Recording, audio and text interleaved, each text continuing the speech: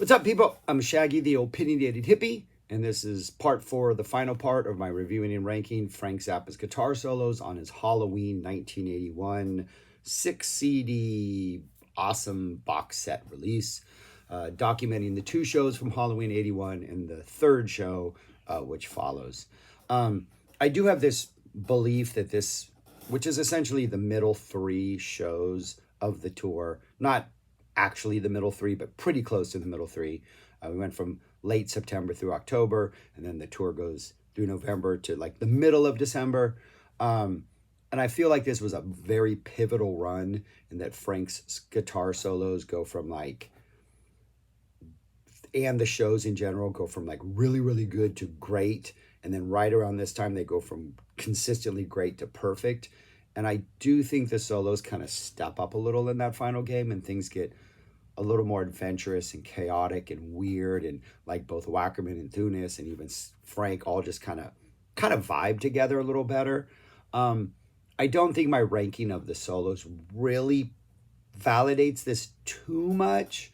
I think the solos are pretty great in all 3 shows, but I'm going to rank them anyways. So the lists are going to be color-coded. Halloween number 1 will be orange. Halloween number 2 will be black and orange. And then Halloween colors. And then the November 1st show will be blue, because I think blue was also one of the colors in the sort of official packaging palette. So I went through those. So yeah, I've made 3 videos already in which I broke down each of the 3 shows. I'm just ranking the guitar solos within the context of this album, and then dropping this album among the other 67 that I've already done.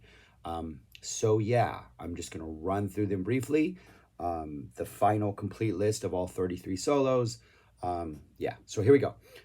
Let's do the top 13, the bottom 13 so far. There we go, 21 through 33. The 5 at the bottom, Bamboozled, the 2 Nbizzes, Stevie Spankings, are all kind of shorter, or they're with Steve I. They're pretty much almost like placeholder solos. Frank gets like 8 bars or 16 bars, or just not even 60. I think it's all 8, but they're pretty short solos. Frank's playing is interesting. On a couple of these, like the Nbiz solos, he almost doesn't even sound like Frank at times, but they're good solos. But just they're short, and I think they're the most predictable of the 3 shows. We got 3 solos from the first Halloween show: What's New in Baltimore, Drowning Witch number 2, Dumb All Over. Still really good. Kind of Frank, I think, figuring out some of the energy for those solos still, and maybe not succeeding as well as he would by the following show, but some good stuff. Sinister Footwears, both of those at 24 and 25, because those are not over the vamp from the Knit Us album. Those are over the sort of cascading wave of keyboards that precedes the weird keyboard break before the vamp on Them or Us. Interesting solos, more than I think they are actually good. I think Frank realized that wasn't the vamp he needed to solo over. I mean, everybody, the rhythm section of Frank, they're trying to make it work, but it just kind of doesn't for some reason. But they're really interesting to listen to. That Whipping Post is oddly aggressive. The Drowning Witch on number 2 is good. The Drowning Witch number 1 from the first show is pretty decent. Good solos, if not great solos, but the rest of the stuff on here is fantastic. Let's do the second 10, 11 through 20. You got King Kong back at 20, which is sort of an end of the show, just leave it all on the floor, kind of chaotic, full-on attack type solo. What's New in Baltimore from the last show. What's New in Baltimore within a matter of a couple weeks would just become next level epic on this tour, and I think Frank is still not yet reached that point. It's still got some great Baltimore energy, and these are fantastic solos, but they're just not quite there. Alien Orifices are always fantastic. Like, these are great solos. The fact that they're at 17 and 18 just is a testament to how strong everything else is on this list. An Easy Meat that kind of takes it a little slower than other Easy Meats, but ultimately ends chaotic. Chunga's a fantastic opener. City, fantastic City. Black Napkins, one of my all-time favorite solo spots. Really good stuff, but so is everything else. This Dumb All Over is a lot more from the third show, is a lot more relaxed. Frank seems to have more of an idea going into it. It's a good minute longer than the one from the Halloween show. Excellent, excellent solo. I think Dumb All Over needs a solo at the end. Um, and then we get the first Drowning Witch from the last show, which is also just another fantastic, fantastic solo. So yeah, um, like that's a worthy run. Like if other artists drop these 10 solos on a release, it would be all praise. But this is Frank. So it gets even better. So 6 through 10, not quite making the top 5. You have another just fantastic Easy Meat from the Midnight Halloween show. You got a Torture Never Stops, which is a lot different energy than like the Bozio or Hearn era, where it's just this almost Chinese water torture attack of rhythm that kind of slowly almost has a volcano solo feel, but this volcano is slowly, doesn't ever really erupt, but it slowly builds in pressure, and then the magma just kind of overflows the sides. Great torture, fantastic whipping posts. We don't get a vamp, we don't get a awkward transition into da-na-na-na or anything like that. We get the momentum kind of carries us with it, which is pretty awesome. Torture Never Stops, absolutely fantastic from the last show. Just Frank full on attack mode. Still the rhythm section getting weird and crazy. Not really committing to that plod that the 70 and 78, 77, 78 versions have. I prefer the earlier versions, but this is pretty good, pretty great. Number 6, just missing the top 5. Such a fantastic solo. Zoot Allures. The drop into the solo section has this buoyancy, has this bounce, has this just awesome free-floating feel to it that Frank delivers. Your somewhat typical weird all over the place Zoot Allure solos. Zoot Allure solos kind of remind me of Grateful Dead's Estimated Profit jams. Like it's kind of this wide open space and things don't ever get really too crazy, but they're definitely very exploratory. Fantastic solo. I mean, the fact that it didn't make the top 5 is just ridiculous. But that's how good the next 5 are. And then we get the top 5. Number 5 would be Yo Mama. Great Yo Mama. I think the middle section, this is like a 3-part solo where you get kind of that spacey, open, kind of just Frank with minimal support. And then you switch into that second part that kind of builds the energy. That second part is fantastic. What Chad and Scott are doing on drums and bass, Frank's solo, kind of has a completely different vibe than the 78 versions. It's just, I think it's one of the neatest pieces of music. I don't think the beginning and the end are quite as epic as like some 78 ones, but that middle part is amazing.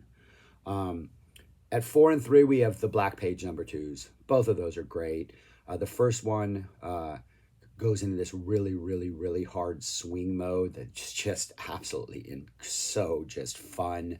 And then the one from the final show, ranked at number 3, has this tension between going into the swing mode and indulging in like a them or us dun type vamp thing, and that tension they kind of go back and forth between that, it seems, in that. This would have jumped to number 2, but when Frank ends his solo, there's like 4 or 5 seconds before they jump back into the song. Like they kind of botch the segue. It's like, I don't think the band was ready for Frank to end his solo, and usually it's a smoother transition. So I dropped it to number 3 because of that. Number 2, Pound for a Brown, just an awesome, weird solo. Frank starts off by quoting Pound for a Pound really slowly. He ends it by quoting Staying Alive. It gets crazy in the middle. Wackerman is doing incredible stuff. Tunis is amazing. Just an exhilarating start to the show. The opening solo is Zoot Allures, and then the second solo is this Pound for a Brown. I think those are the second. I think Easy Meat comes later. Right? Maybe not. But anyways, fantastic opening to that third show. And looking at this list, the third show, I think, does ultimately rank higher than the other one. So maybe my theory is right, that the solos do get better, and my ranking of them kind of proves that. But at number 1, I have the Illinois Enema Bandit. It is a fantastic solo. Just the Illinois Enema Bandit normal, just going into the solo section, is crazy. It's perfect, high energy. But then when we've already been satisfied enough to maybe not rank it as number 1, but definitely place it maybe in the top 10, maybe somewhere near 4 or 5, They go into the soup and old clothes vamp, and it is just a chaotic version of that. A little bit rushed, a little bit shorter than like the one that would be released officially, but it's exhilarating and it is so amazing. And it is such a good vamp, and it is just, I don't know, it's just Frank and the band locked in and perfect. So yeah, that's how I would rank them. That's what they all look like right there. Um, yeah, there's a lot of blues. I think the blues tend to be a little bit ranked higher than the other stuff. But yeah, an absolutely phenomenal release as far as guitar solos go. Where would I rank this among the other 67 I've already done? I have it at number 4. I have it above Zappa Erie, mainly because of that 76 show, I think, drops it down, where we don't have anything like that to kind of lower this. Even though we have like the Nbizzes and the Stevies and the Bamboozled, which I don't think are that like memorable or noteworthy, they're still really good solos. Frank's still in great form in 81. So yeah, I have it at 4. Like, this is just a fantastic, fantastic, fantastic guitar solo release. And that's it. I'm done with Halloween 81. So got one more massive Halloween set to attack, which probably going to do shortly. So anyways, let me know your thoughts on these solos, what you think about these solos. Subscribe, like, share, comment, do all that stuff. And really, man, go listen to the 3rd show of this. It really is just from the beginning, from that opening Zoodalures. Yes, the actual song itself has some couple wrong notes. I think Bobby in particular was having a hard time with it. I I think this might have been the first time on the tour they played it, so maybe they had just been rehearsing it, like, and Frank wanted to drop a special treat on the 11-1 show. I think that's the case. But yeah, from the beginning, a fantastic show. But anyways, thanks for watching. Do all those things. Peace. Talk to you later.